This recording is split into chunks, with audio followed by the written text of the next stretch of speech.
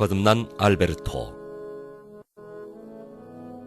저자 알베르토 리베라, 전직 예수의 신부.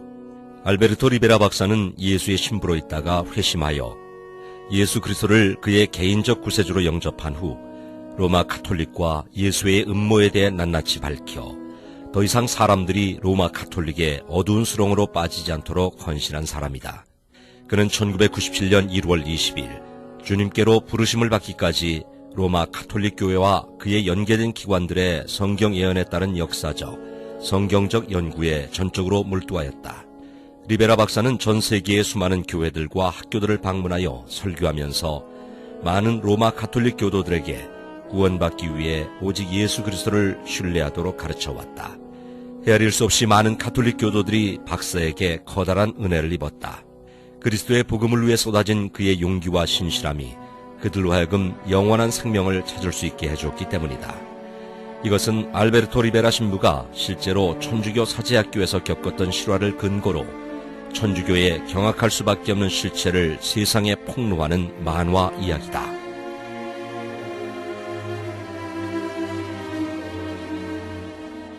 (1942년) 스페인. 아브라함 신부님, 오늘은 제가 태어나서 가장 행복한 날입니다. 내 아들이 신부님이 되는 공부를 시작하다니. 그래요, 리베라 부인. 이 위대한 부르심에 걸맞게 아드님을 잘 준비시켰습니다. 자, 알베르토, 저길 보렴. 저곳이 신학교란다. 보이니? 네, 아브라함 신부님, 보여요. 알베르토한테 세례를 베푼 제가 이제 이 아이한테 이 문을 열어주는 기쁨까지 누리는군요. 알베르토야, 들어가자. 싫어. 난 안 들어갈 거야. 집에 갈래. 엄마, 제발. 싫어. 엄마, 제발. 싫어. 알베르토야, 이러지 마. 안 가면 안 돼. 꼭 들어가야 돼. 아니, 애가 갑자기 왜 이럴까요? 저도 모르겠어요. 알베르토는 7살의 나이에 신학교에 들어갔다.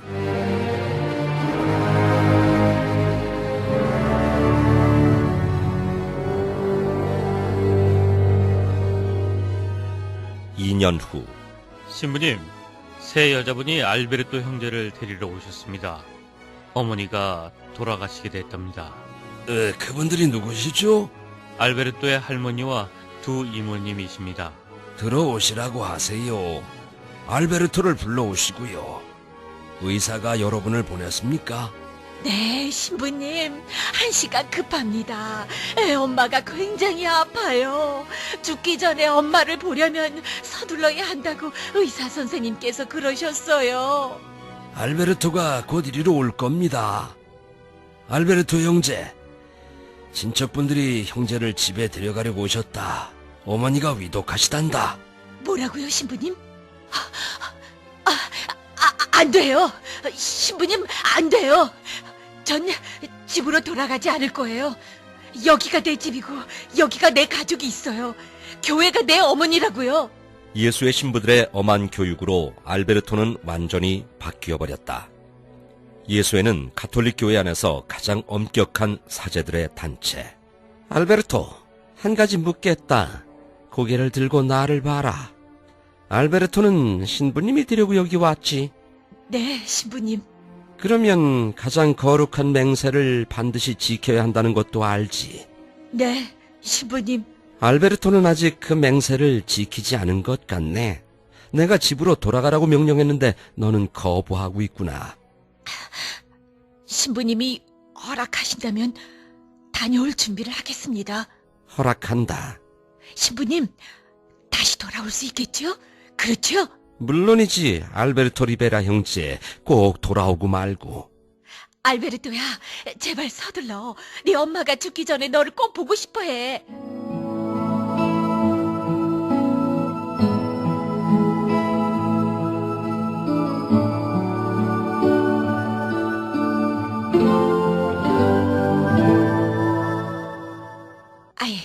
왜 리베라 부인의 방을 이쪽으로 옮겼죠?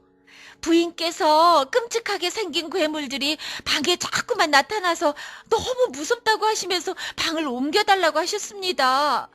아니, 어떤 이상한 것들인가요? 저는 모릅니다. 분부대로 했을 뿐입니다.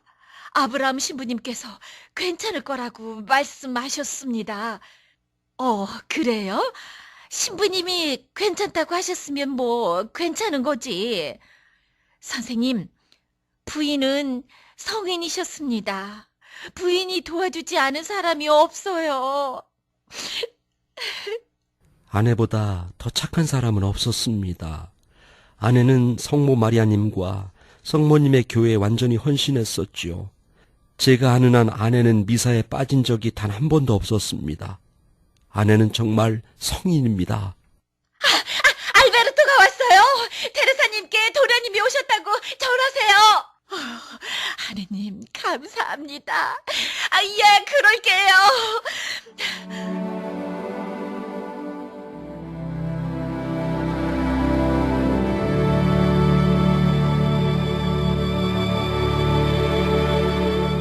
알베르토, 내 아들, 내 신부님. 알베르토, 엄마는 무섭구나. 난 죽기 싫단다. 제발 이 엄마를 도와다오. 난 무섭다. 네가 엄마를 좀 도와주렴. 복되신 동정녀 마리아님께 날 위해 기도해다오. 알베르토, 기도해줘. 예수님의 성심에도 기도했었는데 아직 내 혼에 응답이 없구나.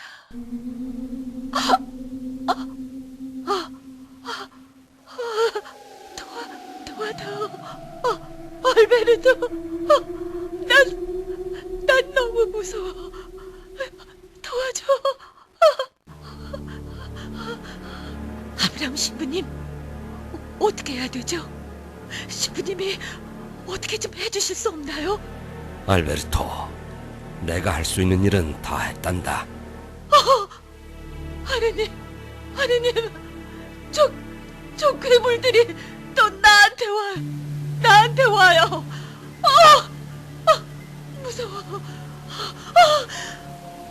이제 또 이 방으로 들어왔어. 네 어머니는 성사들도 다 받으셨고 우리의 거룩한 아버지 교황께 특별 면제까지 받으셨단다. 특별 장엄 미사까지 거행되었고 내가 죽음 전에 마지막 성사인 종부 성사까지 드렸단다. 성사들은 세례성사, 고해성사, 성체성사, 견진성사, 혼배성사가 있습니다. 교황 피오 12세.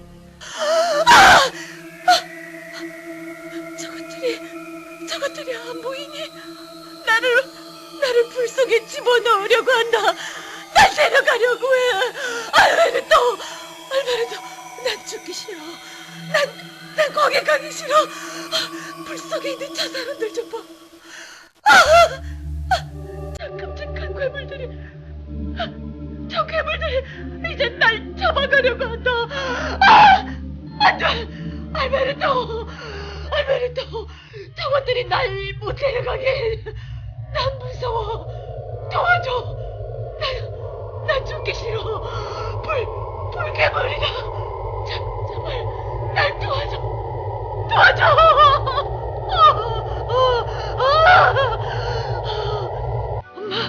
엄마, 가지 마세요.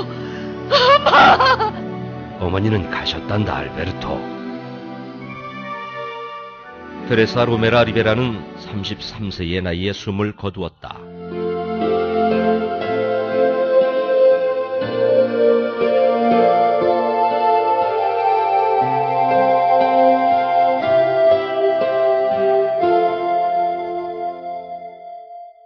다음 날, 알베르토, 넌 교회를 신뢰해야만 돼. 내가 너한테 세례까지 주었는데 나를 믿지 않는 게냐? 장례식이 끝나고 나면 그때 나한테 다시 얘기를 하겠지. 잘 가거라, 내 아들아. 난 신부님의 아들이 아니에요. 전부 다 거짓말이야. 성사는 어머니를 하나도 도와주지 못했어. 교회는 어머니가 정말로 도움과 위로가 필요했을 때 하나도 도움이 못했다고. 아브라함 신부님도 거짓말쟁이가 분명해. 자기가 예수님이라면서 예수님이 아무 도움이 못되다니. 답답해 미치겠어. 이젠 아무것도 믿지 않을 거야. 가톨릭 교리에 의하면 서품된 신부는 죄를 용서하고 미사를 집전하는 두 가지 권세를 갖는데, 이러한 가톨릭 교회의 가르침은 사실상 그를 예수님의 위치에 두는 것이다. 장례식 후에 아브라함 신부님이 거짓말을 한 걸까? 신부님이 뭔가 잘못했기 때문에 그렇게 된 걸 거야. 엄마, 내가 신부가 되면 답을 찾아볼게요. 그러면 진실을 알게 되겠죠? 꼭 그렇게 할게요. 하느님, 제가 신부가 돼서 도움이 필요한 모든 사람들에게 평안을 줄 수 있게 해주세요.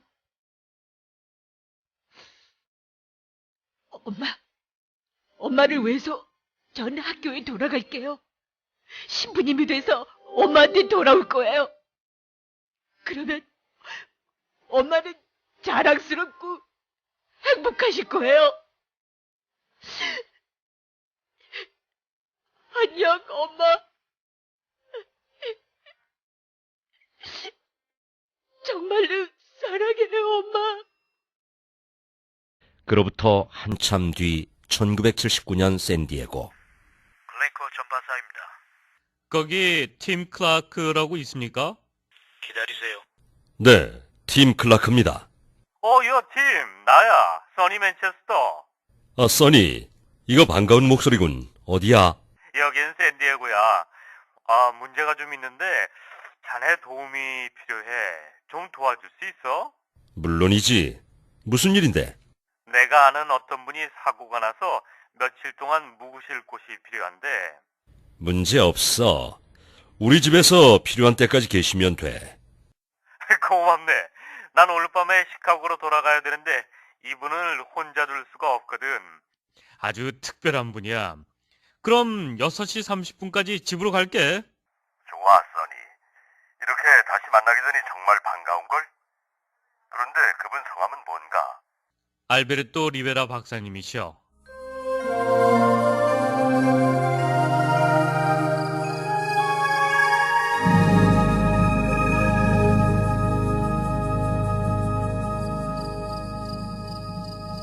리베라 박사님, 이쪽은 제임스 카터고 이쪽은 팀 클라크입니다. 처음 뵙겠습니다.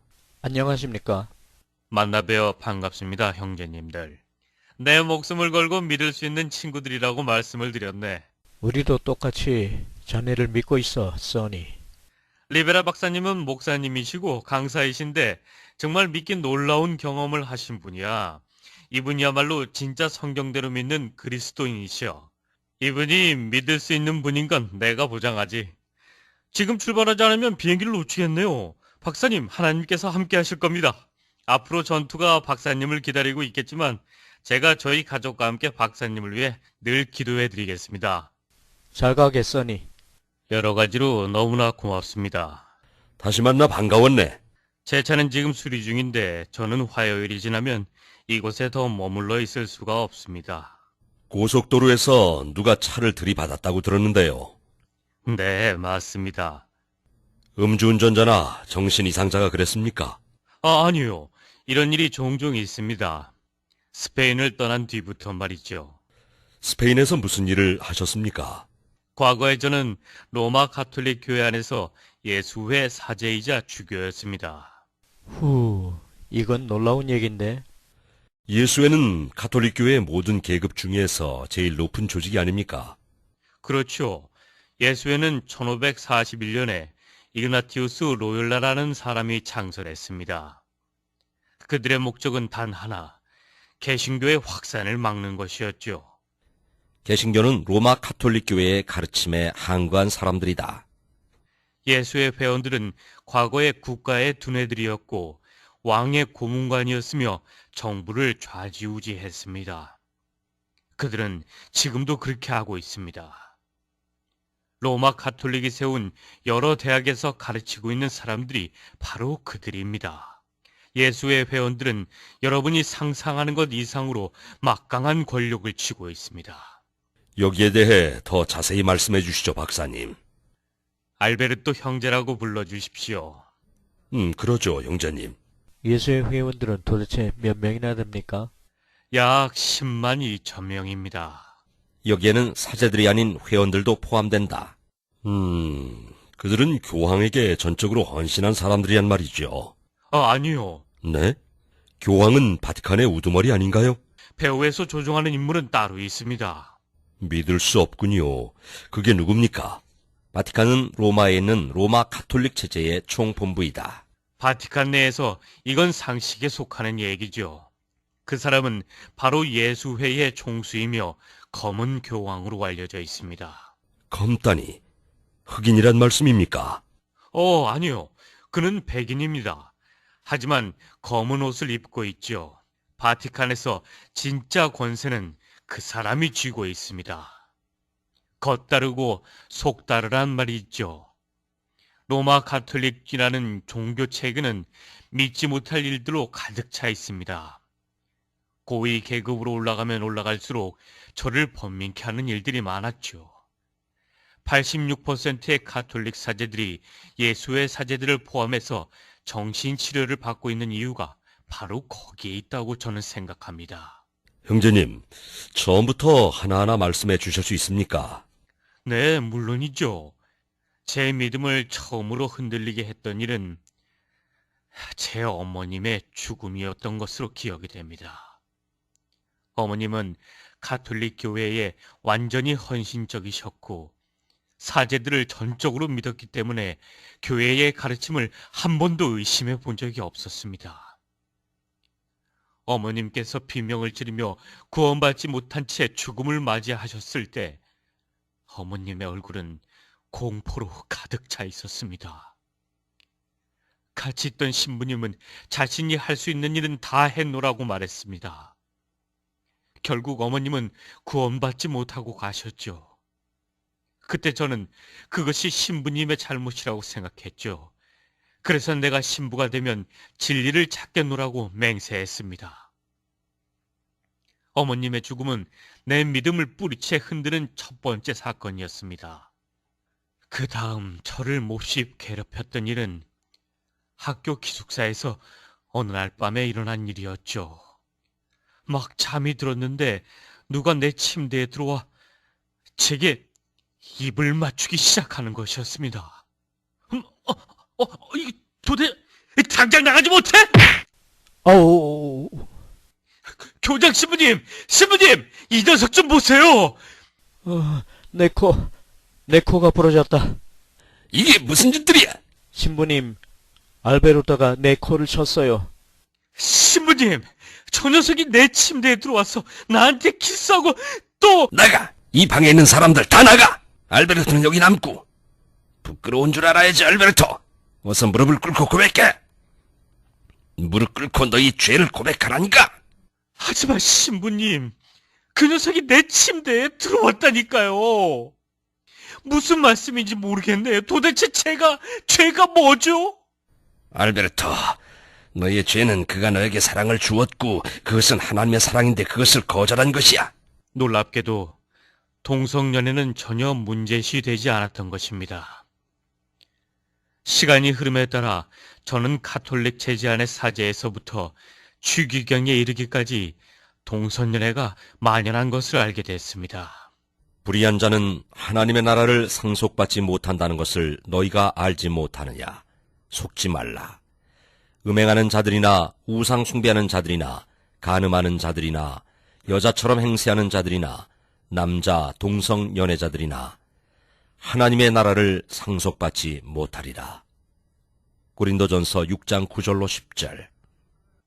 로마 가톨릭 체제가 사제들과 수녀들에게 결혼을 허락하지 않은 것은 엄청난 문제를 야기하게 되었습니다.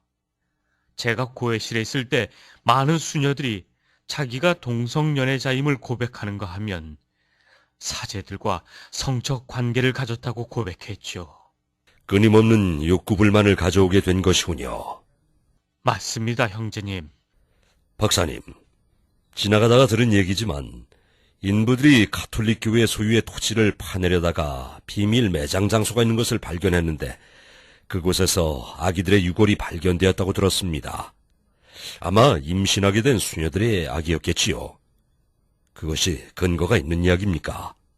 네, 그것은 사실입니다. 1934년경 스페인의 세비야에서 일어났던 일이죠. 1932년 마드리드에서도 같은 것이 발견됐고 스페인 북부의 바스크 지역에서도 같은 일이 있었습니다. 아스나르 대통령 정부와 마누엘 아사나는 전국의 모든 사원과 수녀원, 로마 가톨릭 학교와 교회 건물을 조사하라는 지시를 내렸습니다. 스페인과 로마에서 다음과 같은 매장지가 많이 발견됐죠. 1936년에는 스페인 내의 가톨릭 신자들이 분노해서 이러한 터널이 많은 교회 건물을 습격하고 파괴하는 일이 일어났습니다. 수녀원에서 터널을 거쳐 아기들의 시체가 발견됐고 사녀들의 사원에서 터널을 거쳐 아기들의 시체가 많이 발견됐습니다. 정부기관 소속 의사들은 아기들의 시신을 조사한 결과 대부분의 아기들은 질식사했다고 발표했죠. 그런데도 불구하고 로마 가톨릭 교회가 낙태를 금하는 것은 모순이 아니겠습니까? 사제들이 없으면 로마 가톨릭 교회는 존속할 수가 없게 되어 있습니다. 어째서입니까? 가장 중요한 맹세는 독신의 맹세인데 이것 때문에 사제는 성사를 집전할 자격을 갖고 일반인들의 존경을 받게 되는 것입니다. 사제들이 독신으로 지내기 때문에 하나님께서는 그들에게 다른 사람들보다 더 큰 은총을 베푸신다고 그들은 주장합니다. 성관계를 결코 갖지 않는 것을 말한다. 모든 사제들이 결혼을 한다면 가톨릭 체제 자체가 무너뜨리게 되는 것입니다. 가톨릭 법에 따르면 교황의 자리에 앉을 수 있는 사람은 오직 사제들 중에 한 사람이어야 하기 때문입니다. 교황이 없는 가톨릭 교회란 있을 수 없는 일이죠. 교황은 세상의 통치자라고 그들은 말합니다. 이것은 AD 420년경에 로마 가톨릭 저술자인 어거스틴이 처음으로 주장한 것이죠. 라틴어로 된 그의 저서에는 이 내용이 분명히 들어 있습니다. 이 사실을 대중에게 은폐시키기 위해 새로운 판본에서는 이 부분이 삭제됐어요. 교황은 태양이요 우주의 통치자이다. 땅의 정부들인 달은 그의 영광을 반사한다. 땅은 그에게 굴복하는 온 백성이다. 어거스틴이 말한 것을 요약하면 하나님께서 교황에게 지상에서 예수 그리스도와 동일한 권세를 주셨기 때문에 교육, 정치, 경제, 심지어 군사력을 동원하여 모든 국가와 온 인류를 비밀리에 조종할 수 있다는 것이다. 학교에서 있었던 또 한 가지 일이 저에게 충격을 주었습니다. 그때 제가 아마 16살이었는데 선생님은 베드로가 최초의 교황이었다고 가르치고 있었죠. 그때 했던 질문 때문에 저는 큰 낭패를 당하게 되었습니다. 알베르토, 일어나. 지금 뭐라고 했지? 그 질문이 사실상 교황에게 도전하는 것인 줄 저는 꿈에도 몰랐던 것입니다. 사도 베드로가 최초의 교황이었음을 증명하기 위해 교사는 시몬 베드로가 로마 가톨릭 교회의 기초가 된 반석이라고 말했죠. 어떻게 사도 베드로가 교회의 기초인 반석이 될 수 있습니까? 이해가 가지 않습니다. 라틴어와 헬라어에는 시몬이 모래라는 뜻이고 베드로가 작은 돌을 뜻한다고 말씀하시지 않았습니까? 그 반석은 예수님이 아닐까요? 고대 아람어 성경에는 분명하게 검증되어 있단 말이다. 그 사본이 오늘날 존재하지는 않지만 자네한테 질문해도 된다고 허락한 적이 없는데, 알베르토. 제발 조금만 더 말씀드리게 해주세요. 예수님이 이 반석 위에 내 교회를 세우겠노라라고 말씀하셨으니까 베드로가 그 반석이 될 수는 없습니다. 그 바로 후에 예수님께서 베드로를 사탄이라고 부르시기 때문이죠. 마태복음 16장 23절 말씀 참조. 나가, 교실 밖에 나가 있어. 너 지금 어떻게 됐구나? 넌 지금 이단자처럼 말하고 공산주의자처럼 말하고 있어. 밖에 나가서 기다려. 교황 또는 로마 가톨릭의 가르침과 일치하지 않는 모든 사람을 말한다. 2시간 후에 난 내가 무엇을 잘못했기 때문에 내 사무실로 부른 게 아니야. 내가 말한 것이 아주 위험한 것이기 때문에 널 부른 거다. 제가 뭘 했는데요? 왜 저한테 이단자라고 하셨죠? 나 자신을 보호하기 위해서 그렇게 할 수밖에 없었다. 내가 말한 것에 난 동의하지만 말이야. 내가 정말로 믿는 것을 학생들에게 알릴 수가 없단다. 신부님, 이해할 수가 없어요. 내가 너를 교장 신부님께 보고하면 넌 벌을 받게 돼. 네가 한 행동은 아주 위험한 거야. 아주 많이. 입 밖에 내서는 결코 안 되는 일들이 많이 있다는 것을 너도 언젠가는 깨닫게 될 게다. 어쨌든 난 경고했다. 이제 가보렴. 성경을 읽는 것은 허락되지 않았습니다. 교사들만이 성경을 사용할 수 있었죠.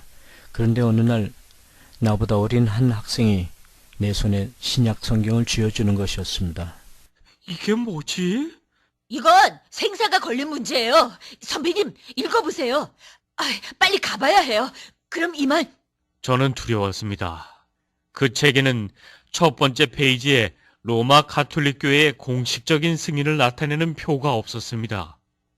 그냥 버릴까 생각도 했었죠. 읽다가 걸리면 이단으로 정죄받기 때문이었죠. 그래서 일단 숨겨두었습니다. 이 표는 절대 반박할 수 없는 교황의 표시이다. 그 후 3년 동안 밤마다 이불을 뒤집어 쓰고 손전등을 비추면서 성경을 읽었기 때문에 이렇게 시력을 버리게 됐죠. 베드로가 결혼했다는 사실을 발견했을 때 어떠셨나요? 기절할 뻔했죠. 예수께서 베드로 집에 오셔서 그의 아내의 모친이 열병으로 누워있는 것을 보시고 그 여인의 손을 만지시니 열병이 떠나가고 여인이 일어나 그들을 섬기더라. 마태복음 8장 14절, 15절 말씀, 누가복음 4장 38절, 39절에도 같은 내용이 나온다. 어느 날 밤은 디모데전서 3장에서 다음과 같은 충격적인 말씀을 발견했습니다. 그러므로 감독은 비난받을 일이 없어야 하고 한 아내의 남편이어야 하며 절제하고 신중하며 예의 바르고 대접하기에 힘쓰며 가르치기를 잘하고 술을 즐기지 아니하며 구타하지 아니하고 더러운 이익을 탐내지 아니하며 오직 관대하고 다투지 아니하며 탐욕스럽지 아니하고 자기 집안을 잘 다스려서 온전한 위엄으로 자기 자녀들을 순종케 하는 사람이어야 하리라. 사람이 자기 집안을 다스릴 줄 모르면 어떻게 그가 하나님의 교회를 돌볼 수 있으리요.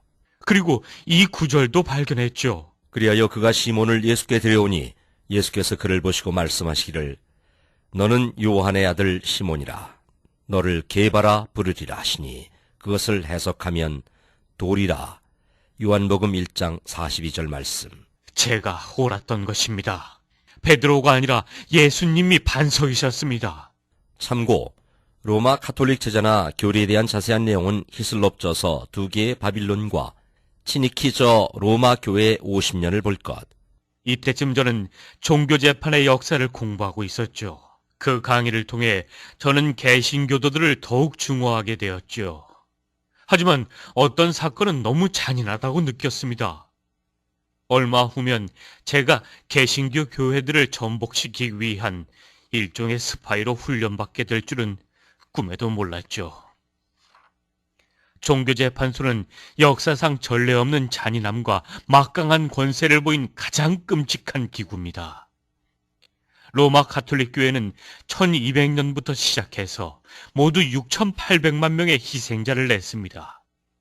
종교재판은 도미니칸 수도승들로 이루어진 종교 관청에서 관할했죠. 그러나 그들을 배후에서 조종하는 사람들은 예수회 회원들이었습니다. 종교 관청의 손길이 미치는 곳마다 공포의 그림자가 드리워졌습니다. 아무도 안전하지 못했죠. 오늘날 로마 가톨릭 교회는 종교 재판에 대한 역사를 은닉하느라 애쓰고 있으며 이 주제로 다룬 책들은 모두 도서관에서 조용히 사라져버렸다. 결국 종교 재판은 오늘날 완전하게 은폐된 비밀이 되었다. 윌더저, 바티칸의 미면, 존더 반사관 153조, 도미니크라는 이름의 사제가 창설한 단체. 교회사 시간에 교사들은 종교 재판 때 실제로 오고 갔던 대화의 기록을 읽어주곤 했습니다. 여러분이 사제가 되면 종교 재판에 대한 질문에 답변해야 할 것입니다. 오늘은 당시 실제로 일어났던 일을 얘기해 주겠습니다. 지금부터 내가 읽는 사건을 통해 교회가 어떻게 해서 이 이단자를 유죄로 판단하고 그녀를 사형에 처할 도덕적 권위를 가지는지 설명할 것입니다. 1559년 5월 21일 성경대로 믿는 그리스도인들이 가정집에 모여 주님께 예배를 드리고 있었는데 이 일이 종교관청에 보고되자 사형에 처할 중죄로 간주되었다. 중단하라. 종교관청이 이름으로 명한다. 이단자들을 잡아라. 마귀를 숭배하는 놈들. 이건 마녀 집회야. 그분은 도나 이사벨라 부인이십니다. 제발 부인을 도와주세요. 그분은 백작 부인이에요. 필립 왕의 사촌이시라고요. 하! 이단자는 무슨 백작 부인이건 공주건 왕이건 상관없어. 이단은 이단일 뿐이야. 하나님은 이단자의 아기는 보호하지 않는다. 그 아기도 자라면 이단이 될 테니까 여자를 끌고 가시오. 판사와 배심원들은 하나님을 대신하는 자리에 앉아 있다. 그들에게 불복종하는 것은 하나님께 도전하는 행위였다. 너 이단자야. 네가 믿는 것을 포기하고 회개하겠느냐? 아니요. 어떻게 내 구주를 부인할 수 있겠습니까? 저의 죄를 위해 십자가에서 돌아가신 그분을 어떻게 부인할 수 있겠습니까? 제게 생명을 주신 분을 어떻게 부인할 수 있겠습니까? 여러분이 제 몸을 죽이고 저를 말살시킨다 할지라도 영원토록 저의 유일한 소망이 되신 그분을 어떻게 부인한단 말입니까?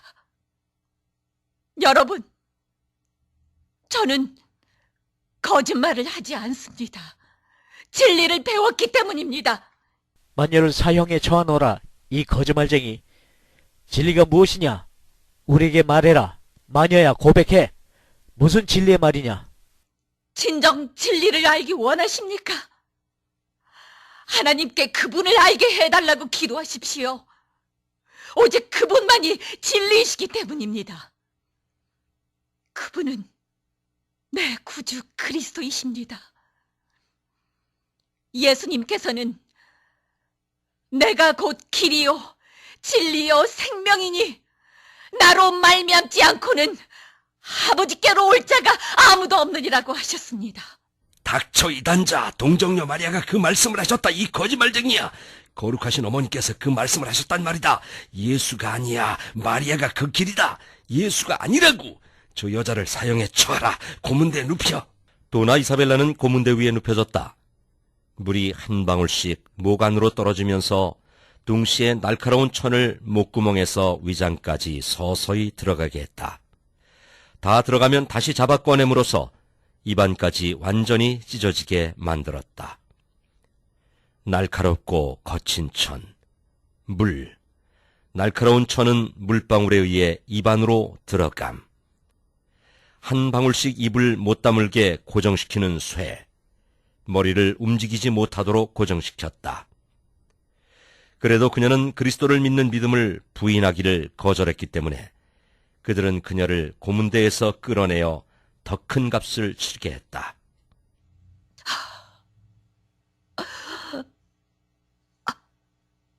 사랑하는 예수님, 저희를 집으로 데려가게 해주세요. 하나님의 영광을 위하여 마녀를 불태워라. 더러운 이단자 마녀. 그렇게 해서 도나 이사벨라는 피에 젖은 옷을 입은 채 불길 속에서 죽어갔고 사랑하는 구주의 팔에 안겨서 얼굴도 보지 못하고 고문대 위에서 먼저 죽은 자신의 아기를 만나러 하늘로 올라갔다. 역사적 사실은 자신의 사촌인 도나 이사벨라의 화형식을 보기 위해 참석한 필립 왕은 처형 광경을 즐겼다고 한다. 하나님께서 우리의 믿음을 보호하시고 교회를 구원하시기 위해 어떤 일을 하셨는지 알겠지요. 네, 신부님. 형제님, 그것이 잘못된 재판이었다는 것을 알았습니다. 너무나 혼란스러워서 악몽까지 꾸곤 했죠. 그러면서도 개신교도들을 여전히 증오했습니다. 개신교도들이 우리의 원수라고 굳게 믿었으니까요. 그래서 예수회에서는 저를 개신교회에 스파이로 침투시켜서 교회를 파괴시키게 했던 겁니다. 자신의 정체를 숨긴 채 어떤 단체에 몰래 들어가는 것을 말한다. 저는 14살 때 개신교와 이단에 대한 강의를 들었습니다. 알베르토, 네가 일하게 될 곳은 이 네 단체들이다. 플리머스 형제단, 오순절파 침례교, 복음주의 연합. 저는 수백 개의 교회와 조직에 침투하는 임무를 맡게 되었지요. 1550년경 예수의 회원들은 모든 종교와 교파에 침투하기 시작했습니다. 그들은 오늘날에도 그와 똑같은 일을 전보다 더욱 교활한 방법, 즉 에큐메니칼 운동과 은사주의 운동, 그리고 일부 근본주의 교회들을 통해서 하고 있습니다. 플리어스 형제단에 성공적으로 침투한 사제들이 우리에게 다비, 스코필드, 켈리 등이 쓴 책을 넘겨주었고 우리는 그들의 세대주의 도표를 공부했죠. 이것이 요한계시록의 7교회들입니다. 우리는 심지어 형제단에서 하는 예배 형식을 실습하기도 했습니다. 주의 날에 어떻게 빵을 떼는지까지 말이죠. 우리들이 준비되었다고 판단되면 그들은 침투할 교회에 주소를 줍니다. 그리고 그리스도를 영접한 것처럼 행세하는 그런 법도 교육받죠. 하나님의 성애들의 주소는 어떻게 입수할 수 있었습니까? 스페인에서 공인된 유일한 종교는 로마 가톨릭입니다. 각 교구의 사제들은 회원 명단을 가지고 있는데 누군가가 미사 때 나오지 않으면 비밀 경찰을 통지합니다. 경찰은 그들을 미행해서 지하 교회를 찾아내곤 하죠. 교인들의 자녀들과 놀아주는 법도 배웁니다. 그러다가 주위에 아무도 없으면 아이들에게 여러 가지를 물어 정보를 캐내기도 합니다. 어머나, 아유, 고마워요, 알베르토 형제님. 그뿐 아니라 저녁 식사에 초대되면 숙녀에게는 꽃을 선사해야 된다는 것도 배우지요. 여성들에게는 대단히 예절 바르게 행동하고 항상 문을 열어줘야 한다는 것도 말이죠. 여성과 단둘이 있을 때는 상대방이 너무나 아름답고 매력적이라고 부추겨야 한다는 것도 배웠습니다. 가족 중 누군가 죽었을 때는 동정심을 한껏 보여줌으로써 마음을 얻고 중대한 위기를 겪고 있을 때 역시 지대한 관심을 보임으로써 환심을 사야 한다는 것도 배웠죠. 가장 흥미로운 부분은 로마 가톨릭 교회가 기독교가 아니라고 공개적으로 가르치는 목사를 파멸시키고 그 교회를 분열시키는 일이었습니다. 로마 가톨릭 신자들이 그리스도인이 아니라고 말하는 목사들은 모두 우리의 표적이 되었죠. 제가 파멸시킨 교회들이 스페인에서만 적어도 19개나 됩니다. 너희들을 체포한다. 한 번은 경찰이 급습할 때 저도 일부러 같이 체포돼서 이단자로 신문에 이름이 난 적이 있죠. 그 교회 목사는 저를 신실하고 믿을 만한 그리스도인이라고 적은 추천서까지 써주었습니다. 그 목사는 교회를 습격하고 투옥시킨 장본인이 바로 저라는 것을 알 턱이 없었던 거죠. 그때가 저는 17살이었습니다. 그 목사의 추천서 덕분에 저는 베네수엘라에 있는 침례교회의 회원이 되었습니다. 예수회는 저를 그 교회에 침투시킨 뒤 코스타리카에 있는 더 큰 초교파 신학교에 가게 됐죠. 제 임무는 목사와 교회와 신학교를 모두 전복시키는 것이었습니다. 또 될 수 있는 대로 많은 이름을 뽑아내서 로마의 바티칸으로 보내는 것이었습니다. 이름은 무엇하려고요? 종교관청이 소지한 거대한 컴퓨터에 모두 입력하기 위해서죠. 잠깐만요. 과거에 종교재판을 주관했던 종교관청이 아직도 활동 중이란 말씀인가요? 물론입니다. 그 컴퓨터 안에는 로마 가톨릭 신자들을 비롯해서 전 세계의 모든 개신교 목사들과 교회 회원들의 이름이 다 들어 있습니다. 그 정보가 미래에 악용될 것으로 보십니까? 물론이죠. 로마가 세우려고 계획 중인 거대한 세계 교회에 대적한다면 그렇게 될 것입니다. 또 가톨릭 체제 안에서도 로마 가톨릭 은사주의 운동에 반대하는 사람들도 죽임을 당할 것입니다. 세계교회란 로마 가톨릭 교회가 모든 개신교 교회를 자신들의 권세하에 둠으로써 세워질 교회이다. 그렇다면 현대판 종교재판이 되겠군요. 그렇습니다.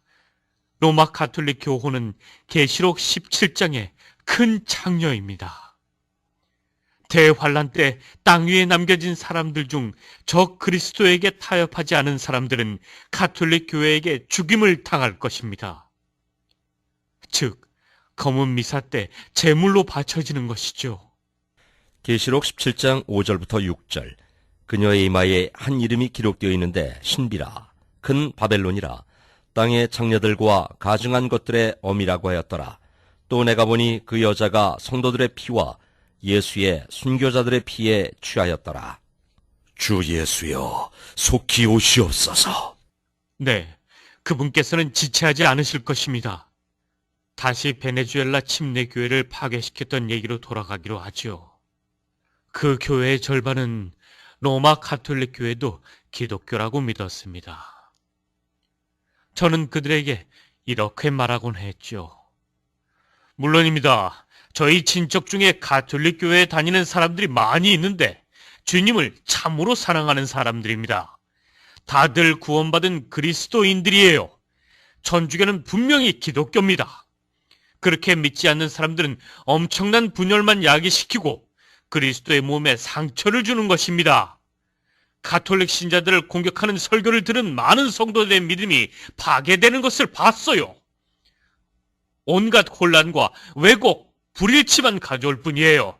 그래서는 안 됩니다. 우리는 사랑을 전파해야 합니다. 모두 예수의 회원들의 상투어이다.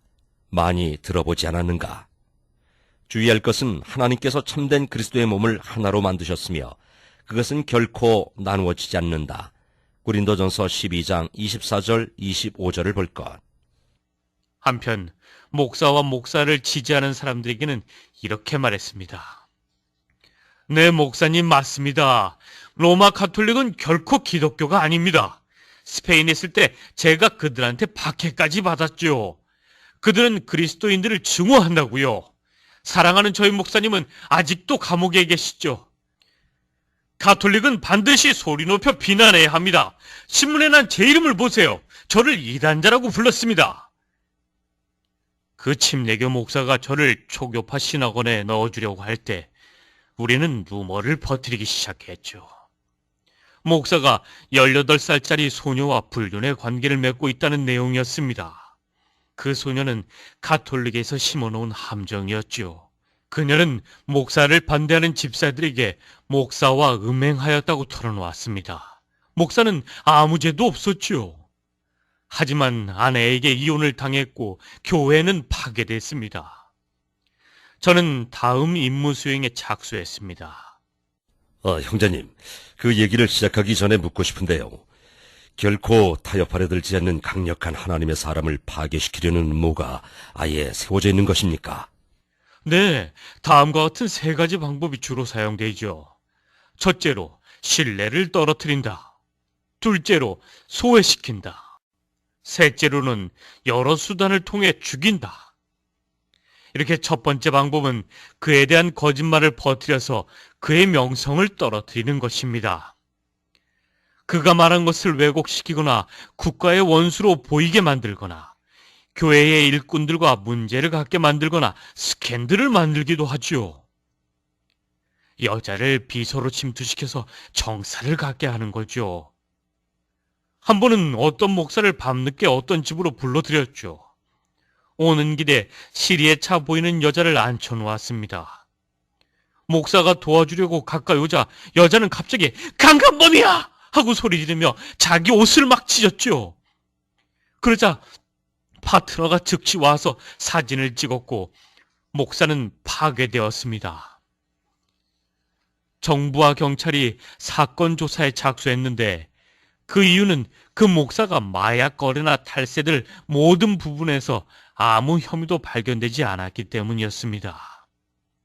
뒤늦게 그의 결백이 증명되었으나 때는 이미 늦었습니다.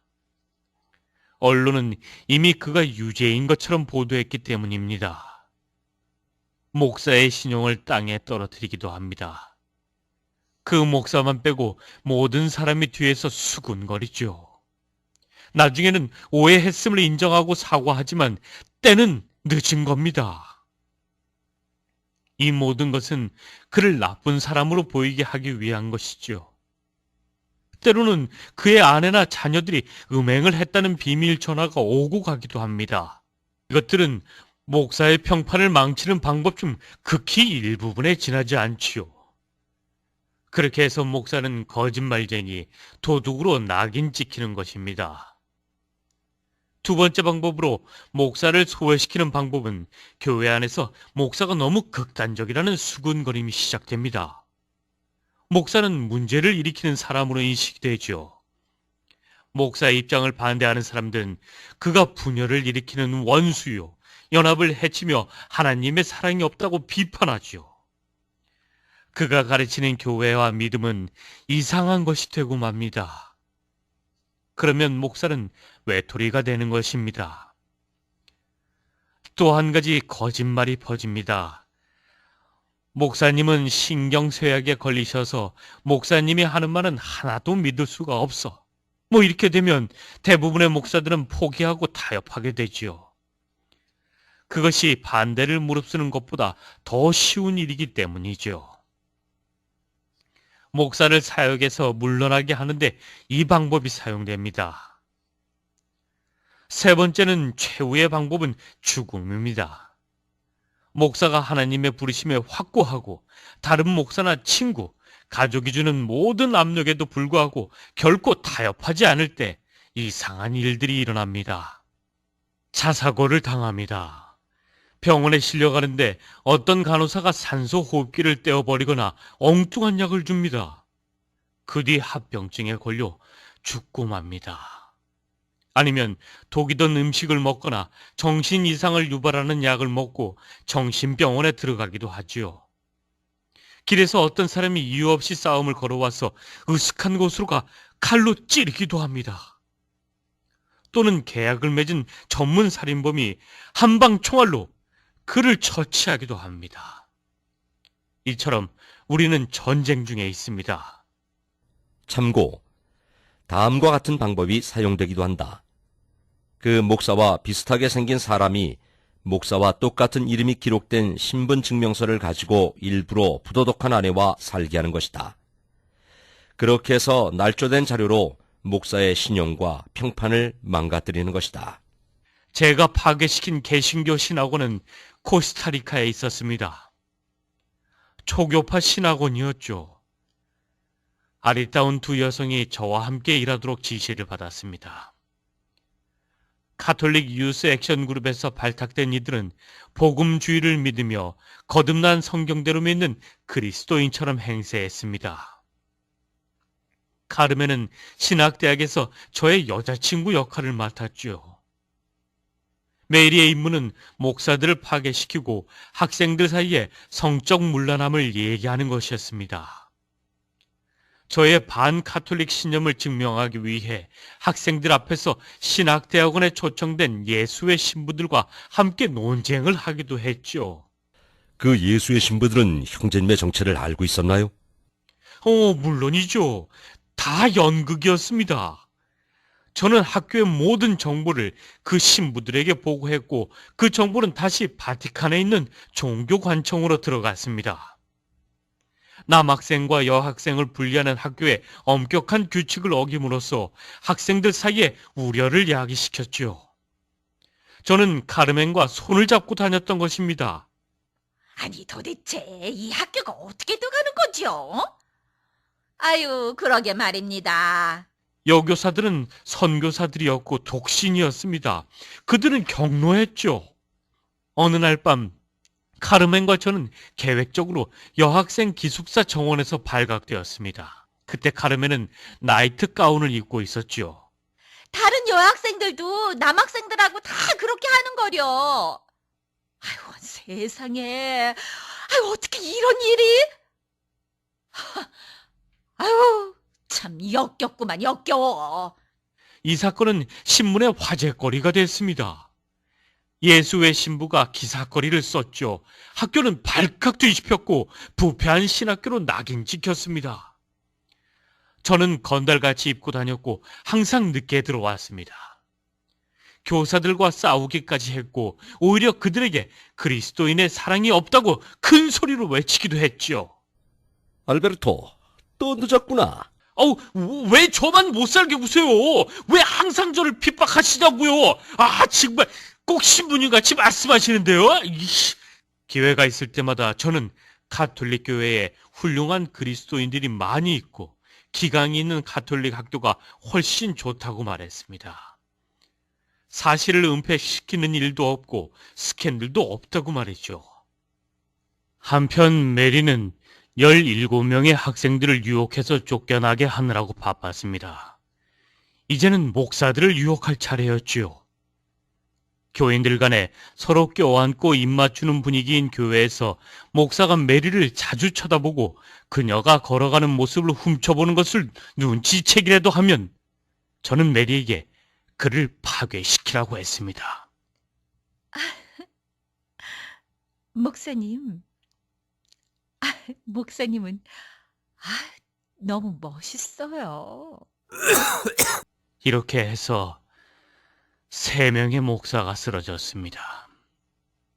각각 감리교, 오순절교, 은사주의 목사였죠. 우리는 그들에게 반가톨릭적 입장을 버리라고 요구했습니다. 우리의 계획은 성공했습니다. 3 목사 모두 에큐메니즘에 동조하여 하나님의 사랑만을 설교하기 시작했습니다. 로마 가톨릭 신자들이 지옥에 간다는 말을 더 이상 하지 않았습니다. 모두 우리의 지시에 따른 것입니다. 에큐메니즘은 모든 교회가 하나 되는 운동. 이것은 궁극적으로 교회들을 로마 가톨릭 교회와 연합하게 하는 것이다. 신학대학에서 제가 취한 마지막 행동은 학생들을 선동해서 환경 개선을 위해 3일간 단식 투쟁을 하는 것이었습니다. 또 한 번 학교는 언론에 회자되었습니다. 학교는 쓰러지기 직전에 있었고 가톨릭 사제들은 학교 문을 닫으라고 종용하였습니다. 이 학교는 마귀의 도구라는 것이 그들의 주장이었습니다. 알베르토 리베라, 너를 체포한다. 학교 당국에서 저를 국외로 추방하려고 하자 바티칸에서는 스페인 정부를 통해 저를 군대 탈영자로 만들었습니다. 학교에서 제가 예수회 회원이라는 것을 발견하기 전에 저는 그들 앞에서 사라진 것이죠. 흥미로운 사실은 오늘날 이 신학원은 가톨릭 사제들과 함께 긴밀히 협력하고 있는 가운데 완전히 에큐메니칼화 되어버렸다. 형제님, 왜 그 소녀들이 목사들을 유혹한 것입니까? 이해가 되지 않는군요. 그것은 완전히 잘못된 일 아닙니까? 2가지 이유에서입니다. 짐 형제님, 가톨릭 교회의 원수들을 파괴시킴으로써 자신들의 믿음을 수호하고 연옥에서 빠져나오는 데 필요한 공덕을 쌓기 위해서죠. 로마 가톨릭 교회는 지옥을 연옥으로 바꿔버렸습니다. 그래야 사제들도 존속하고 성사를 집절할 수가 있기 때문이죠. 이해가 잘 안 갑니다. 성경은 자기들의 죄 가운데 죽은 자들이 불못 지옥에서 영원토록 불탄다고 말씀합니다. AD 593년에 그레고리 교황은 로마 가톨릭 신자로서 죽은 자들이 일시적으로 머무는 정화하는 고통의 장소인 연옥이라는 교리를 만들어냈다.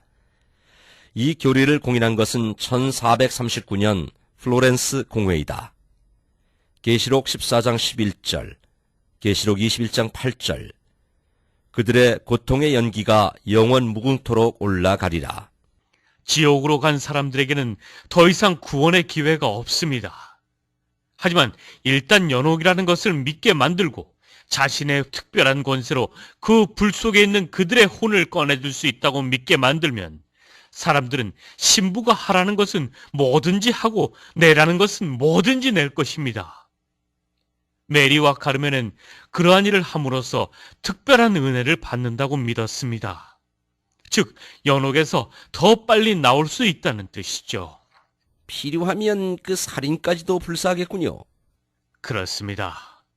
종교 재판 때 무수한 그리스도인들을 죽인 수도승과 수녀들은 연옥에서 빠져나오기 위해 그 일을 했던 것입니다. 연옥은 가톨릭 신자들을 통제하는 하나의 강력한 무기죠. 형제님, 도대체 미사란 무엇입니까? 미사란 참으로 허무맹랑한 거짓교리죠. AD 363년에 로마 감독이 만들어낸 것입니다. 트렌드 공회가 진행되는 동안 미사라는 것을 설명하기 위해 새로운 단어가 만들어졌습니다. 바로 화채라는 것이죠. 이것은 사제가 성찬식의 빵과 포도주를 전능하신 하나님으로 변하게 할 능력이 있다는 교리이다. 전능하신 하나님이란 예수 그리스도의 실제적인 몸과 혼과 피를 말한다. 완전한 신성모독이군요. 사람들이 그걸 믿습니까? 뿐이죠. 사제는 자기가 미사를 집전할 때마다 그리스도를 하늘에서 내려오게 해서 십자가의 죽음을 반복하게 한다고 주장합니다. 자기에게 그런 권세가 있다는 것이죠. 말도 안 됩니다. 성경은 이분은 한 번의 속죄죄를 영원히 드린 후 하나님 오른편에 앉으셨어라고 말씀하지 않습니까? 히브리서 10장 12절 말씀에 보면. 그렇기 때문에 사제들은 그 구절을 한 번도 신자들에게 읽어주지 않습니다. 사제들은 이 구절도 아주 싫어합니다. 만일 누가 죄를 지으면 우리에게 아버지와 함께 있는 한 변호인이 있으니 곧 의인이신 예수 그리스도시라. 로마 가톨릭 교회는 다음과 같은 사기극을 만들어냈습니다. 이것은 완전한 바알 숭배입니다. 로마 가톨릭 교회는 성경에서 결코 발견되지 않은 다음과 같은 거짓말을 합니다. 예수님은 자비 없는 판사로서 하늘에 앉아 계시고 아무도 자신의 사례를 그분 앞에서 변호할 수 없습니다. 따라서 마리아가 동정과 이해로 가득 찬 고난받는 어머니로서 아들 앞에 앉아서 마리아에게 신실하게 기도하고 마리아를 공동 구원자요 예수께서 십자가에 달려 피를 흘리셨을 때 마리아 또한 인류를 위한 고통과 아픔을 느낌으로써 똑같이 피를 흘렸다는 주장을 하는 공동 구속자로 믿은 가톨릭 신자들을 용서하고 자비를 베풀어 달라고 아들에게 애원하는 것입니다. 그렇다면 연옥에서 나와 하늘로 갈 수 있는 티켓이 바로 마리아가 되겠군요. 맞습니다. 그들은 동정녀 마리아를 결코 포기하지 않습니다. 구원을 못 받을까봐 두려워하기 때문이지요. 이 종교체제는 예수님의 지상에서의 모친을 여신으로 바꿔놓은 것입니다. 마리아는 다른 모든 인간과 똑같은 죄인이었습니다. 오직 예수님만이 죄 없이 태어나셨죠. 기록된 바와 같이 의인은 없나니 하나도 없도다. 한 사람도 없도다. 로마서 3장 10절. 이는 모든 사람이 죄를 지었으므로 하나님의 영광에 이르지 못하다가 로마서 3장 23절. 그는 죄를 짓지 아니하셨고 그 입에는 간사함도 없으셨으며 베드로전서 2장 22절. 저는 온 마음을 다해 동정녀 마리아를 사랑했습니다. 마리아를 위해서라면 살인까지도 마다하지 않았을 것입니다. 목숨까지라도 기꺼이 내놓을 수가 있었습니다. 성경에서 발견한 사실이 제 믿음을 송두리째 흔들기 전까지는 말이죠. 왜 예수님은 자신의 어머니를 여인이라고 부르셨을까? 요한복음 2장 4절에 여인이여 내가 당신과 무슨 상관이 있나이까? 요한복음 19장 26절 27절에 여인이여 당신의 아들을 보소서. 하시고 또 그 제자에게 말씀하시기를 내 어머니를 보라라고 하셨는데 이 두 구절이 어찌나 저를 괴롭혔던지 저는 잠까지 이룰 수가 없었습니다. 한 분은 유대교의 선생인 랍비를 만나 어머니를 그렇게 부르는 것이 괜찮은 것인지 물어보았는데 그의 대답은 부정적이었으며 그것은 불손한 것이라고 말했죠. 바알 숭배라 불리는 사탄 숭배는 하늘의 여왕을 숭배했던 바빌론 시대까지 거슬러 올라갑니다. 하나님께서는 이를 미워하시며 그런 이유 때문에 예수님께서는 마리아를 여인이라고 부르신 것입니다. 이제 그 동일한 종교 체제는 마리아를 하늘의 여왕으로 만들었습니다. 형제님, 그 무염시태라는 가톨릭 교리는 무엇입니까? 마리아가 죄 없이 잉태되었다는 교리지요. 로마 가톨릭 교회는 그렇게 가르칩니다. 그들은 마리아가 죄 없이 태어났다고 가르쳐 아버지 하나님과 동등한 존재로 만든 뒤 하나님, 즉 아들이신 예수님의 어머니로 만들었습니다. 진정한 그리스도인이라면 누가 그걸 믿겠습니까? 로마 가톨릭 신자들은 하나같이 자기들도 거듭났고 구원받았다고 말하는데 그들이 우리와는 전혀 다른 뜻으로 그런 말을 사용하는 걸까요? 바로 그렇습니다. 가톨릭 신자는 세례를 받은 갓난아기라 할지라도 거듭난 것으로 간주합니다. 로마 가톨릭 신자는 마리아를 숭배하고 신실한 신자로서 교회 안에 남아있는 한 자기는 구원받는 것이라고 믿습니다. 또한 로마 가톨릭 교회 밖에서는 구원이 없다고 배우죠. 가톨릭 신자가 예수님을 자신의 주와 구주로 영접한다고 말할 때 우리가 이해하는 뜻으로 말하는 것이 결코 아닙니다. 부활하신 구주께서 자기 마음속에 거주하신다는 뜻이 아니라 사제가 미사를 집전할 때 성체를 받아 먹을 때마다 예수님을 영접한다는 뜻입니다. 게다가 그들은 예수님의 진짜 살과 피를 먹고 마신다고 믿습니다. 로마 가톨릭 신자가 회개한다고 말하는 것은 무엇을 뜻하는 것일까요? 하나님께 용서를 구하며 진정으로 뉘우치고 죄로부터 돌아서는 것을 뜻할까요? 결코 그렇지 않습니다. 로마 가톨릭 신자는 고해 성사를 함으로써 하나님을 매수해야 합니다. 사제는 그를 용서하지만 그의 죄에 대한 고행을 하게 합니다. 즉 아베 마리아나 주기도문을 50번 외우든지 성상 앞에 초를 켜둔다든지 교회 주위를 무릎으로 도는 등 사제가 주문하는 것은 무엇이든 해야 합니다. 바로 그것이 로마 가톨릭 신자가 회개한다고 말하는 진짜 뜻인 것이죠. 그렇다면 가톨릭 교회 안에서 진짜로 구원받은 사람은 그 체제 안에 머물러 있기가 어렵겠군요. 그렇습니다. 그 교회에서 나와야만 하죠. 주 예수님께서 순종하려는 사람에게 주님께서는 그의 마음에서 가톨릭의 교리를 제거하시고 생명을 주실 것입니다. 가톨릭 교회는 죽음과 두려움만을 줄 뿐입니다. 신학교를 전복시킨 뒤 저는 로마의 바티칸으로 보내졌고 그때 저는 예수의 사제로 서품되었습니다. 저는 스파이 활동에 너무나 능숙했기 때문에 최고 직분에 임명되었죠. 이게 저의 신분증인데 이것은 외국에서 활동할 수 있도록 주 교회에서 발급한 공식 자격증입니다. 이 체제를 떠난 뒤에 저는 옛 로마 가톨릭 교회의 주교로 임명되어 로마 교황으로부터 내린 사도적 계승을 증명하는 교서도 받았습니다. 이것은 제가 1967년에 스페인에 있을 때 마지막으로 받은 공식 증명서의 사본입니다. 여기.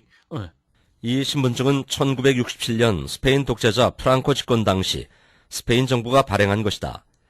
프랑코의 비밀 경찰은 나치 독일의 게슈타포만큼이나 엄격했다.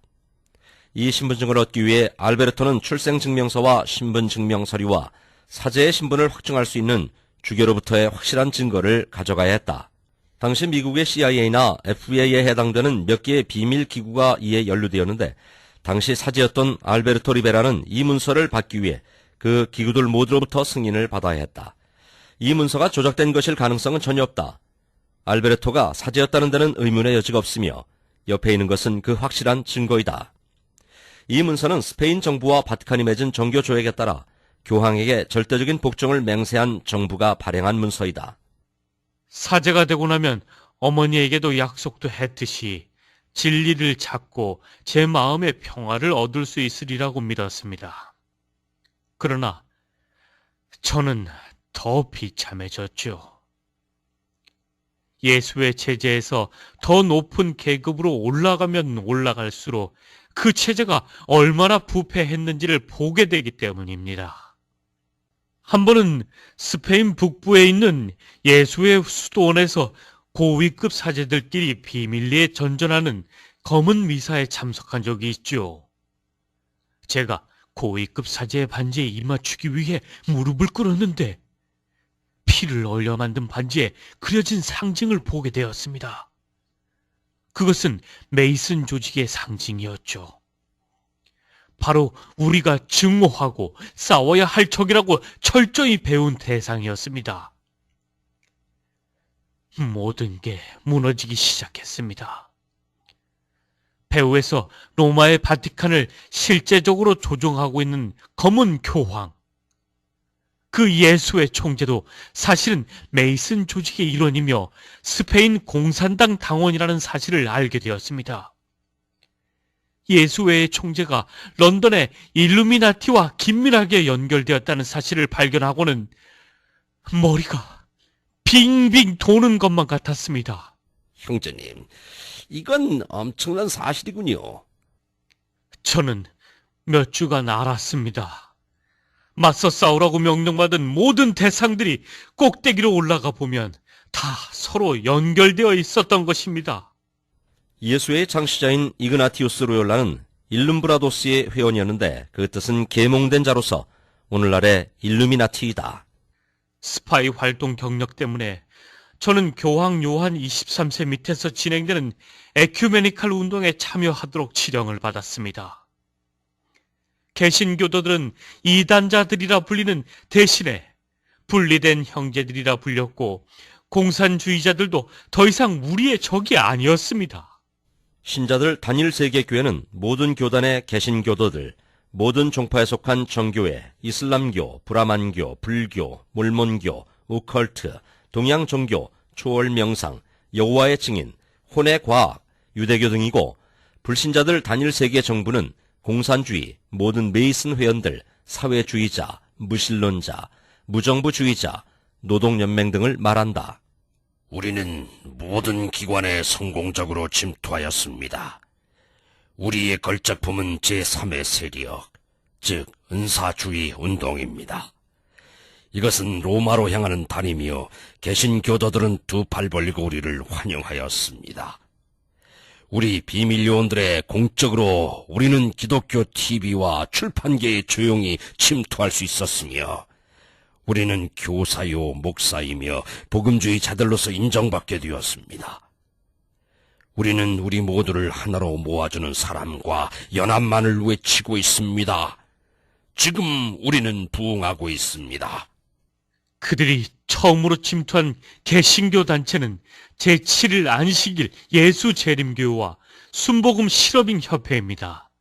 그 다음은 침례교, 감리교, 장로교, 루터교, 심지어 몰몬교, 여호와의 증인까지도 하나씩 침투해 들어갔죠. 그 다음 순서는 신학교, 대학교, 종합대학이었습니다.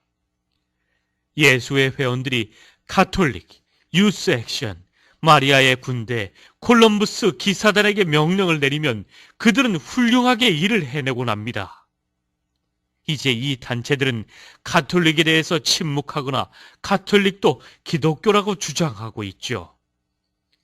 그들은 타협을 통해 정복하고 있습니다. 거의 모든 개신교 목사들이 공격적으로 로마를 대적해서 말하기를 두려워하고 있습니다. 만일 그렇게 했다가는 그들 교회에 심어놓은 요원들이 위에서 내린 지령에 따라 그 교회를 공격하게 됐죠. 이것은 주 예수님께서 다시 오시기 전에 일어날 것이라고 성경이 경고한 바로 그 엄청난 배교입니다. 아무도 어떤 모양으로든지 너희를 미혹하지 못하게 하라.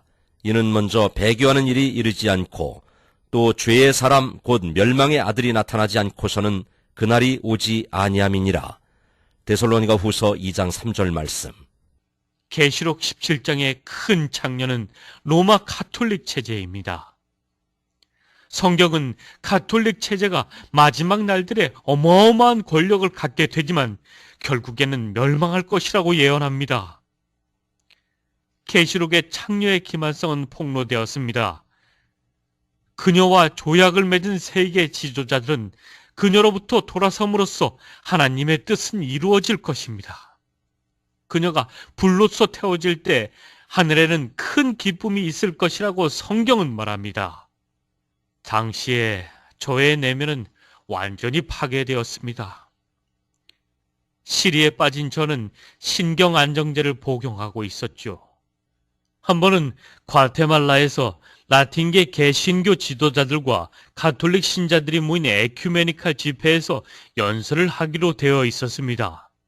줄잡아 5만 명이 스타디움에 모여 있었는데 그때 저는 용서받을 수 없는 죄를 지었습니다. 로마의 정체를 폭로해버렸던 것입니다. 1965년 과테말라. 제가 죽어 있는데 어떻게 여러분에게 생명을 전파할 수 있겠습니까? 제가 섬기는 이 종교는 고해실로부터 시작해서 마리아, 연옥, 미사, 사제들에 이르기까지 죽음의 냄새를 풍기며 그리스도의 부활을 부인하고 있습니다. 저는 여러분의 형제가 아닙니다. 여러분을 속여왔고 비밀리에 침투해서 여러분의 교회들을 파괴시켜온 제가 어떻게 생명에 대해 얘기할 수 있겠습니까? 여러분은 이 에큐메니칼 운동이 사랑과 연합을 의미한다고 생각하고 계시죠? 그러나 이 운동은 여러분의 죽음을 가져올 것입니다. 저 연설을 중단시켜야 합니다. 아니 어떻게 저 입을 막지? 집회가 끝난 뒤 저는 파나마로 보내준 뒤에 다시 스페인으로 보내졌습니다. 리베라가 잠들었군. 자기가 한 짓에 대한 대가를 치러야지. 이때가 저의 생애에서 가장 어두웠던 때였습니다. 그들은 심한 징계로서 제 생각을 바꾸려고 했습니다. 몇 달에 걸친 시도마저 실패하자 그들은 최후의 수단을 썼습니다. 여기가 대체 어딥니까? 너처럼 돌아버린 시체들이 돌아오는 비밀 장소다. 오, 하느님. 종교관청은 제가 정신 이상으로 이단이 되었다고 판결했죠. 리베라, 네가 한 말을 취소하고 공개적으로 자백해. 로마 가톨릭만이 유일한 참된 교회야. 다 나쁜 놈들이야. 다 꼴도 보기 싫어. 그들은 저를 톡방에 감금하고 며칠 동안 물과 음식을 주지 않았습니다. 그리고 수백 개의 문서에 사인하고 심리학적인 질문에 대답하게 만들었죠. 밤에는 과다하게 약물을 복용하게 했습니다. 잠도 자지 못한 저는 몹시 아팠고 완전히 지친 상태였죠. 잔인한 신문이 2주 동안 계속되었고 완전히 기력을 잃은 저는 신문자들에게 말했습니다. 우리가 속인 모든 가톨릭 신자들이 죽어서 다 지옥에 가면 그들에게 뭐라고 말하겠습니까? 조그만 돌멩이는 그들을 구원할 수가 없습니다. 마리아도 그들에게 말하지 않았습니까? 그가 너희에게 무엇을 말씀하시든지 그대로 행하라. 성경이 증명하고 있지 않습니까? 당신들은 하나님을 위해서 살인하고 있다고 생각하지만 사실은 마귀를 위해서 하는 거야. 당신들이 마귀의 자식들이기 때문이야. 입 닥쳐라, 리베라. 너는 개신교도처럼 말하고 있어. 내가 마귀주두가 마귀야. 너는 우리의 복되신 어머니 동정녀 마리아께 대한 우리의 믿음을 파괴시키려고 하고 있어. 난 이 찬란 내 목을 자를 수도 있어, 리베라. 그들은 저에게 충격요법을 가했고 약물을 과다하게 투여했습니다. 2개월 뒤에 방광에 염증이 생기고 저의 모든 감각은 상실되어 가고 있었습니다. 3개월에 접어들자 숨을 쉴 수 없는 상태가 되어 인공호흡 장치 안에 집어넣어졌습니다. 어머니의 죽음을 다시 보는 것 같았죠. 어머니와 똑같은 경험을 할 것이라고 생각했습니다. 공포가 저를 뒤덮었고 저는 지옥으로 가고 있음을 알았습니다. 그러나 암흑 같던 바로 그 시간에 주 예수님께서 제게 오셔서 이 성경 구절로 저에게 생명을 주셨습니다. 그때 예수께서 자기를 믿은 그 유대인들에게 말씀하시기를 너희가 내 말에 거하면 내 제자가 되고 진리를 알게 되리니 그 진리가 너희를 자유롭게 하리라고 하시더라. 요한복음 8장 31절부터 32절. 저는 예수님께 용서를 구했습니다. 그러자 즉시 생명이 몸 안에 흘러넘치는 것을 느꼈습니다. 주님은 구원과 동시에 제 몸을 고쳐주신 것입니다. 드디어 저는 자유롭게 되었습니다. 예수 그리스도께서 여호와 우주의 창조주이심을 깨달았을 때 하나님의 사랑이 저를 압도했습니다. 그분은 전능하신 하나님이요 이스라엘의 메시아였던 것입니다. 하늘의 아버지께 순종하셨기 때문에 그분을 십자가로 가셨고 우리의 죄를 없애기 위해 보혈을 흘리셨던 것입니다. 주님은 엄청난 대가를 치르셨습니다. 하나님께서 세상을 이처럼 사랑하셔서 그의 독생자를 주셨으니 이는 그를 믿는 자마다 멸망치 않고 영생을 얻게 하려 하심이라. 요한복음 3장 16절 말씀. 3일 후에 예수님께서는 죽은 자들로부터 살아나셨으며 현재 하늘에서 아버지 우편에 앉아 계십니다. 이제 우리는 더 이상 고해실에 가서 사제들에게 죄를 고할 필요가 없습니다. 히브리서 4장 14절부터 16절. 우리에게는 위대한 대제사장 곧 하늘로 올라가신 하나님의 아들 예수께서 계시므로 우리는 우리의 고백을 굳게 붙들어야 하리라. 이는 우리의 대제사장은 우리의 연약함을 동정할 수 없는 분이 아니요 모든 점에서 우리와 마찬가지로 시험을 받으셨지만 죄는 없으신 분이기 때문이라. 그러므로 우리가 은혜의 보좌로 담대히 나아가자. 이는 우리가 자비를 얻고 필요한 때에 도우시는 은혜를 발견하기 위함이라. 성경은 말씀합니다. 요한일서 1장 9절. 우리가 우리 죄를 자백하면 그는 신실하시고 의로우셔서 우리 죄들을 용서하시며 모든 불의에서 우리를 깨끗하게 하시느니라. 따라서 우리는 예수님께로 곧장 나아갈 수 있는 것입니다. 인공호흡 장치에서 기어나온 저는 몸에 달려있는 튜브를 모두 빼어냈습니다. 인공호흡 장치에서 누가 꺼내주었지? 예수님께서 하셨습니다. 그분이 제게 생명을 주셨습니다. 도저히 믿을 수가 없네. 일주일 후에 저는 풀려났습니다. 믿을 수 없는 일이었죠. 그들은 저 혼자만 마드리드로 보냈습니다. 리베라 신부님, 예, 거기서 저를 기다리고 있었던 것은 바티칸 감시원으로 보낸 예수의 신부였습니다. 그들이 가장 신임하는 인물이었죠. 그는 제 입장을 혐오했습니다. 며칠 동안 그는 가능한 모든 예수회식 방법을 동원해서 다시 교황을 섬기도록 저를 설득했습니다. 반대로 저는 제가 어떻게 구원을 받았는지와 성경의 진리를 계속해서 그에게 보여주었죠. 결국 하나님의 말씀이 그의 마음에 역사하셨습니다. 놀랍게도 그는 내게 여권을 주었고 스페인을 떠나는 데 필요한 모든 서류를 구비해 주었습니다. 알베르토, 당장 이 감옥을 떠나고 다시는 돌아오지 마세요. 그리스도께서 형제의 길을 밝혀주셨음을 믿습니다. 그분을 따라가세요. 그리고 저를 위해 기도해 주세요. 편지는 하지 말고 그냥 기도만 해주세요.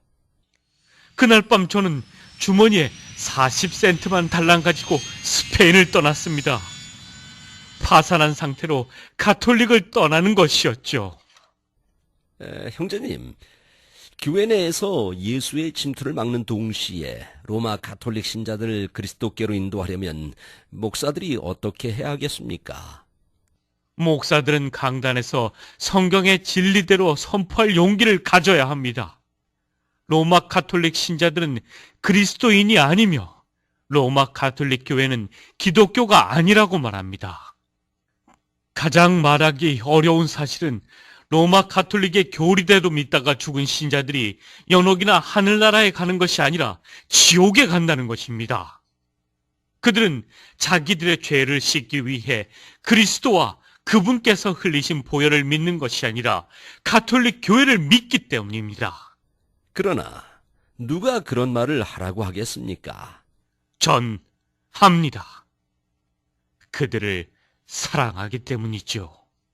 또 내가 들으니 하늘에서 다른 음성이 나서 말하기를 나의 백성들아 그녀에게서 나오라.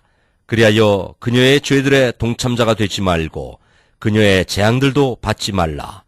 계시록 18장 4절.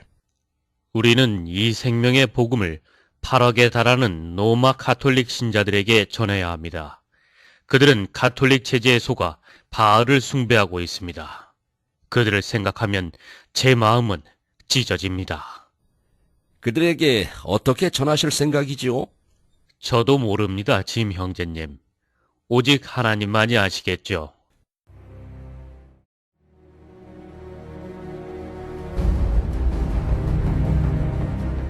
지금은 타협과 두려움의 시대입니다. 사탄은 사람들을 탄압하고 협박하여 입을 다물게 하고 있습니다. 예수님께서 다시 오실 때가 가까워짐에 따라 검은 구름이 몰려들고 있습니다. 참된 성경대로 믿는 사람들은 귀중한 로마 가톨릭 신자들을 사랑하고 그들을 위해 기도하고 그들에게 진리를 말해 주어야 합니다. 알베르토의 어머니 테레사 리베라는 로마 가톨릭 체제에 전적으로 헌신되었으며 한 번도 미사에 빠지지 않았습니다. 그러나 사제와 동정녀를 믿었던 그녀가 받은 대가는 영원한 멸망이었습니다. 알베르토는 대단히 종교적이었으나 주위에서 일어나는 온갖 부패를 보고 나서 마음속에 증오심이 불타올랐습니다. 그는 예수 그리스도를 구주로 믿었을 때야 비로소 자유를 찾았습니다. 도나 이사벨라를 비롯한 수백만 명의 그리스도인들은 용감하게 일어나 로마 가톨릭 체제를 대항했으며 구주를 위해 목숨을 바쳤습니다. 우리에게도 담대함을 주셔서 그리스도를 전파하고 모든 사람들을 주님께로 이끌 수 있도록 하나님께 기도하십시오. 이보다 중요한 일은 없습니다. 당신의 혼을 빼앗기 위한 전쟁입니다. 그리스도께 굴복하고 구원을 받을 것인가? 그렇지 않고 사탄과 바알 숭배를 계속함으로써 모든 것을 영원히 잃어버릴 것인가? 선택은 당신에게 달려 있습니다. 성경은 하늘로 가는 길이 오직 하나뿐이라고 말씀합니다. 예수께서 말씀하시기를 나는 길이요 진리요 생명이라. 나로 말미암지 않고는 아버지께로 올 사람이 아무도 없느니라. 요한복음 14장 6절. 다른 누구도 당신을 구원할 수 없습니다. 오늘 예수님을 믿으십시오. 1. 자신이 죄인이라는 사실을 인정하십시오. 2. 죄로부터 돌이킬 것을 결심하십시오. 3. 육신으로 오신 창조주 하나님이신 예수 그리스도께서 당신을 위해 죽으시고 부활하신 것을 믿으십시오. 4. 기도로서 마음속에 예수님을 당신 자신의 구주로 영접하십시오. 이렇게 기도하면 됩니다. 하나님, 로마 가톨릭 교회의 실체를 보여주셔서 감사합니다. 저 또한 로마 가톨릭 교회를 거부합니다. 그리고 그리스도의 죽음이 유일하고 완전한 희생 제사임을 믿습니다. 예수님의 이름으로 저의 모든 죄를 용서해 주십시오. 저는 예수님을 저의 마음속에 영접하며 구원받기 위해 오직 그분만을 신뢰합니다. 저의 죄를 다 용서해 주시고 영원한 생명을 주셔서 감사합니다.